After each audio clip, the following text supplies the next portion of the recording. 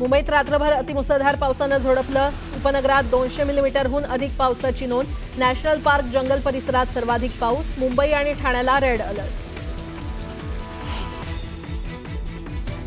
मुंबईसह उपनगरात मुसळधार पावसाचा हार्बर मार्गावरील लोकल सेवेला फटका. अनेक ठिकाणी ट्रॅकवर भरलं पाणी.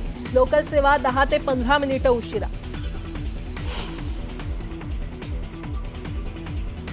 मुसळधार पावसानं मुंबईच्या अनेक भागात साचलं पाणी. गांधी मार्केट आणि किंग सर्कल भागात पाणी साचल्यानं वाहतूक धीम्या गतीनं सुरू.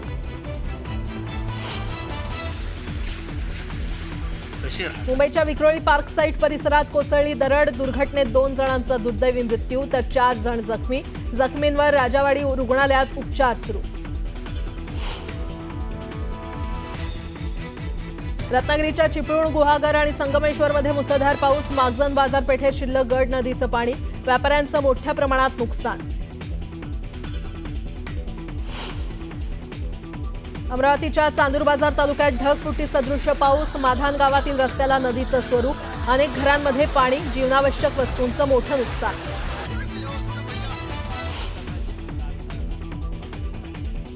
मांस विक्री बंदीवरून बडे मुद्देमध्ये आमदार संजय केनेकर आणि इम्तियाज जलील भिडले. मांस विक्री बंदी फक्त 8 शहरातच का, संपूर्ण राज्यभरात का नाही, जलील यांचा सवाल. जलील यांनी त्यांच्या विचारांच्या लोकांना आमंत्रण द्यावं, केनेकरांचा पलटवार.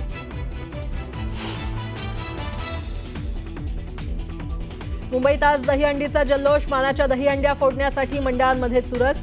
न्यूज 18 लोकमतवर दिवसभर पहा थरांचा थरार.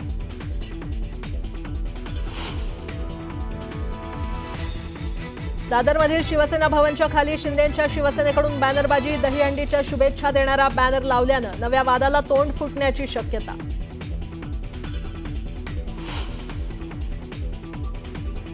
डोंबिवली पश्चिमेकडची 45 वर्ष जुनी इमारत खचली. सुदैवानं वेळेत रहिवाशांना बाहेर काढल्यानं मोठी दुर्घटना टळली.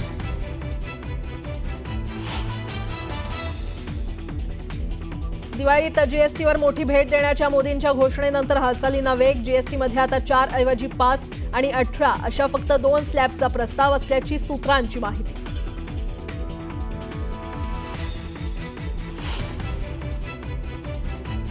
दिल्लीतील हुमायूं मकबऱ्याची भिंत कोसळली. दुर्घटनेत 6 जणांचा मृत्यू.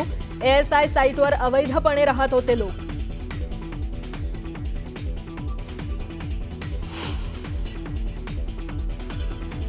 आणि ट्रम्प आणि पुतीन यांच्यामध्ये जवळपास 3 तास चालली बैठक. युक्रेनमध्ये युद्धविरामावर चर्चा ठरली निष्फळ. पुतीन यांनी मॉस्कोमध्ये बैठकीचा दिला प्रस्ताव, तर अनेक महत्त्वाच्या मुद्द्यांवर सहमती न झाल्याची ट्रम्प यांची माहिती.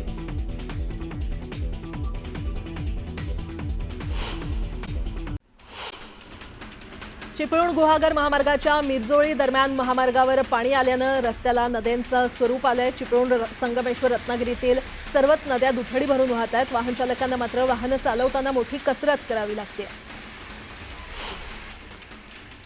रत्नागिरीच्या चिपळूण, गुहागर आणि संगमेश्वरमध्ये मुसळधार पाऊस सुरू आहे. संगमेश्वरमधील मागजन बाजारपेठेमध्ये गड नदीचं पाणी शिरलंय. दुकानांमध्ये सध्या 5 ते 6 फूट पाणी आल्याचं दिसतंय. जळगावच्या धरण गावात मुसळधार पावसानं धरणी नाल्याला पूर आला. पुराचं पाणी काही घरांमध्ये आणि दुकानांमध्ये शिरलं. शहरातील तेली तलावही तुडुंब भरल्यानं रस्त्यावर पाणीच पाणी साचल्याचं पाहायला मिळालं. रायगड जिल्ह्यामध्ये 2.5 महिन्यांपासून सुरू असलेल्या पावसामुळे सर्वत्र जलसाठा तुडुंब भरलाय. मे महिन्याअखेर कोरडी पडलेली धरणं, नद्या, तलाव आणि विहिरी आता पाण्यानं ओसंडून वाहत आहेत. लघु पाटबंधारे विभागाच्या माहितीनुसार जिल्ह्यातील 13 तालुक्यातील 28 धरणांमध्ये सध्या तब्बल 95.25% जलसाठा आहे. मध्य रेल्वेवर शनिवारी मध्यरात्रीनंतर विद्याविहार ते ठाणे आणि कल्याण ते कसारा मार्गावर ब्लॉक घेण्यात येणार आहे. ब्लॉकमुळे 21 मेल एक्सप्रेस फेऱ्यांना फटका बसणार आहे, तर काही लोकल फेऱ्या रद्द राहणार आहेत. तसंच पश्चिम रेल्वेवर बोरिवली ते गोरेगाव दरम्यान रविवारी मेगा ब्लॉक घोषित केला आहे. अकासा एअर कंपनीनं आता दक्षिण पूर्व आशिया देशातील वावर वाढवण्याच्या दृष्टीनं 20 सप्टेंबरपासून थायलंड इथे विमान सेवा सुरू करण्याचा निर्णय घेतलाय. त्यानुसार मुंबई फुकेत दरम्यान ही सेवा सुरू होणार आहे. मुंबईतून दररोज सकाळी 7:45 वाजता फुकेतसाठी विमान उड्डाण करेल. ऑनलाईन फूड डिलिव्हरी प्लॅटफॉर्म स्विगीवरून जेवण ऑर्डर करणं आता थोडं महाग झालेलं आहे. कंपनीनं त्यांच्या प्लॅटफॉर्म फीमध्ये 2 रुपयांनी म्हणजेच सुमारे 17% वाढ केली आहे. आता स्विगी ग्राहकांना प्रत्येक ऑर्डरवर 14 रुपये प्लॅटफॉर्म फी भरावी लागेल. सोलापूर मुंबई CSMT वंदे भारत एक्सप्रेस ही 16 ऐवजी 20 डब्यांची होणार आहे. 4 डबे वाढणार असल्यानं 312 अतिरिक्त प्रवासी प्रवास करणार असून ही सेवा 28 ऑगस्ट 2025 पासून सुरू होणार आहे. रेल्वे प्रशासनाच्या या निर्णयामुळे सोलापुरातून मुंबई आणि पुणे इथे जाणाऱ्या प्रवाशांना वेटिंग राहणार नाही. स्टेट बँक ऑफ इंडियानं आपल्या ग्राहकांना दिलासा दिलेला आहे. SBIनं गृहकर्ज आणि कारशी संबंधित कर्जाचे व्याजदर कमी केलेत. यामुळे तुमच्या जुन्या गृहकर्जाचा हप्ता अथवा त्याचा कालावधी कमी होऊ शकतो. सणासुदीचे दिवस सुरू झाल्यानं मुंबईतील विविध बाजारपेठा फुलू लागलेल्या आहेत. दरम्यान फुलांचे भाव जवळपास 30 ते 35% वाढल्याचं ग्राहकांचं म्हणणं आहे. मात्र भाव फार वाढलेले नाहीत. फुलांची वाढती मागणी आणि खरेदीमुळे फुल उत्पादक, शेतकरी, व्यापारी आणि ग्राहक तिघेही समाधानी असल्याचं व्यापाऱ्यांचं म्हणणं आहे.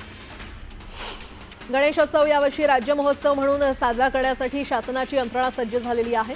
घरगुती गणेश आरास स्पर्धा, चौकाचौकात रोषणाई, ड्रोन शो आणि विविध सांस्कृतिक कार्यक्रमांनी उत्सव साजरा होणार आहे. यासाठी सुमारे 11 कोटी रुपयांचा निधी उपलब्ध करून दिल्याची घोषणा सांस्कृतिक कार्यमंत्री आशिष शेलार यांनी केली आहे.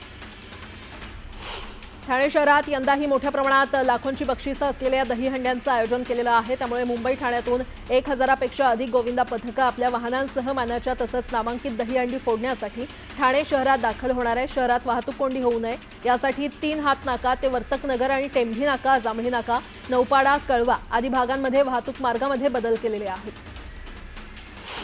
पनवेल महापालिकेच्या वतीनं स्वातंत्र्य दिनानिमित्त कर मित्र चॅटबॉटचं लोकार्पण करण्यात आलेलं आहे. नागरिकांना सोयीस्कर, वेगवान आणि पारदर्शक सेवा देण्यासाठी पनवेल महापालिकेनं कर मित्र चॅटबॉट तयार केलंय.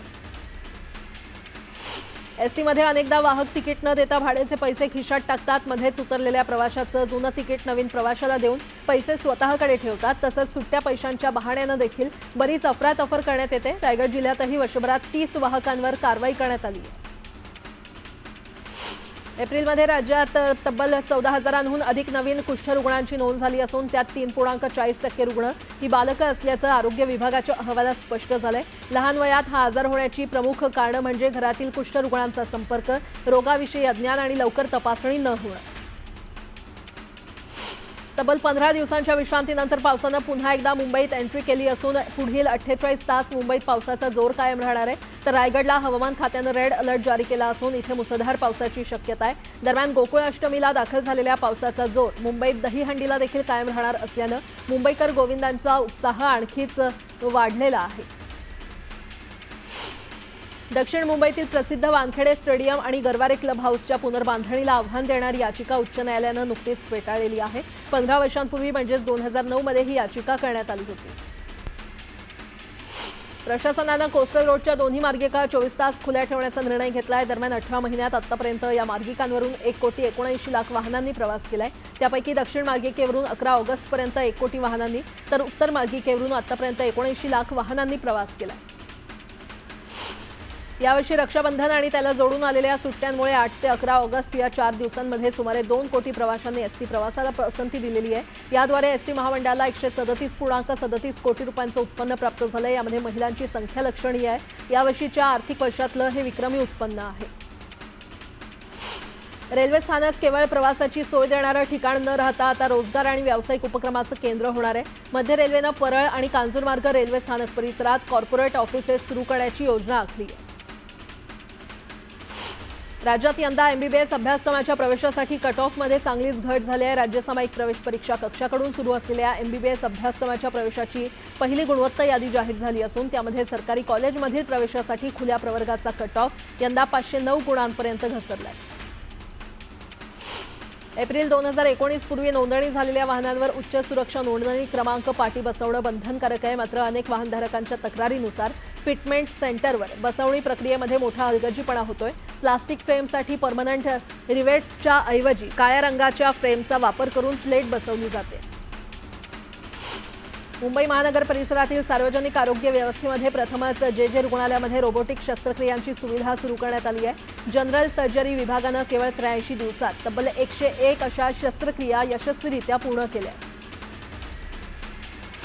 नवी मुंबई शहरातील 3.5 लाख मालमत्ताधारकांना मालमत्ता ओळखपत्र देण्याचा निर्णय नवी मुंबई महापालिकेनं घेतला आहे. स्वातंत्र्य दिनापासून या उपक्रमाला सुरुवात केली आहे. मालमत्तेशी संबंधित सर्व माहितीचा तपशील या कार्डमध्ये असणार असून हा उपक्रम राबवणारी नवी मुंबई देशातली पहिली महापालिका ठरली आहे.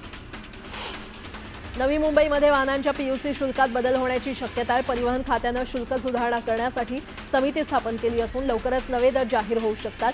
4 वर्षांपासून स्थिर असलेले हे दर बदलल्यास वाहनधारकांच्या खिशावर परिणाम होणार आहे।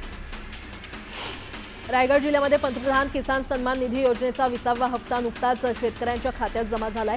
मात्र काही शेतकऱ्यांनी निकष पूर्ण न केल्यामुळे त्यांना त्यापासून वंचित राहावं लागलंय।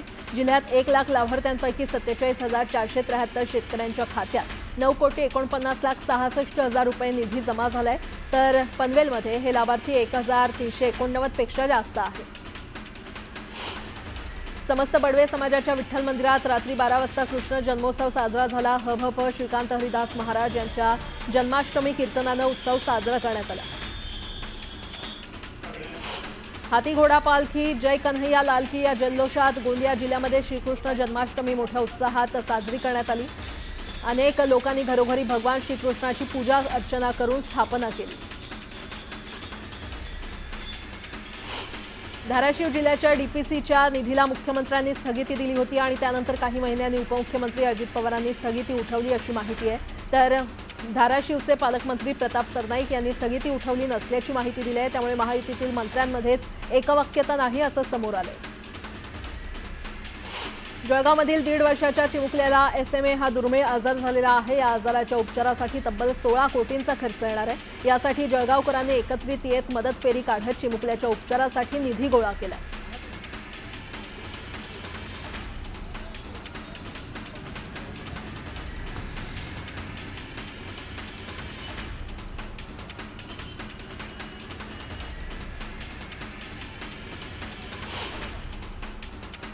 सोलापुरात पालकमंत्री जयकुमार गोरे विरोधात MIM आक्रमक झाले। स्वातंत्र्य दिनाच्या सोहळ्यात गोरे यांनी हुतात्मा अब्दुल रसूल कुर्बान हुसेन यांचं नाव न घेतल्यानं कार्यकर्ते आक्रमक झाले। गोरेंविरोधात जोरदार निदर्शनं करण्यात आली।